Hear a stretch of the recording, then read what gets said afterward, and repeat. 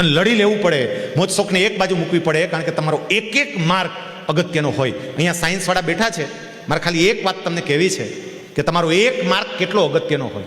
આમાં ઘણા કહે સાહેબ એક માર્કમાં શું ફેર પડે? બહુ ફેર પડે સાહેબ. બી ગ્રુપવાળા સાહેબ સમજો, માની લો કે 550 માર્કે ગવર્મેન્ટ મેડિકલ કોલેજનું છેલ્લું એડમિશન થયું.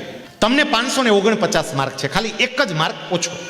પણ ગવર્મેન્ટ મેડિકલ કોલેજની છેલ્લી સીટ 550 માર્કે ભરાઈ ગઈ, તમને એક માર્ક ઓછો હતો, એટલે તમને ગવર્મેન્ટ મેડિકલ કોલેજમાં એડમિશન મળ્યું નહીં, તમારે સેમી ગવર્મેન્ટમાં એડમિશન લેવું પડ્યું. એને કારણે ફેર શું પડે?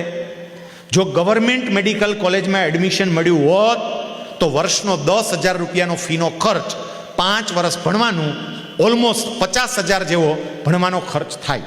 અને હવે તમારે સેમી ગવર્મેન્ટમાં લેવું પડ્યું, ત્યાં તો 4-5 લાખથી શરૂ કરીને 8-8, 10-10 લાખ સુધીની ફી છે. આપણે 5 લાખની સરેરાશ કાઢો, વર્ષના 5 લાખ ભરવા પડે, 5 વર્ષનો ગણો, 25 લાખ. આપણને એવું થાય એક માર્કમાં શું ફેર પડે? ગવર્મેન્ટ મેડિકલ કોલેજમાં એડમિશન મળ્યું હોત તો 50,000માં કામ પતત, પણ એક માર્ક ઓછો આવ્યો, સેમી ગવર્મેન્ટમાં લેવું પડ્યું, અને એટલે 25 લાખ ભરવા પડે. આપણો એક માર્ક આપણા બાપાને 24.5 લાખમાં પડે. અને એટલે અત્યારે આ જલસા બંધ.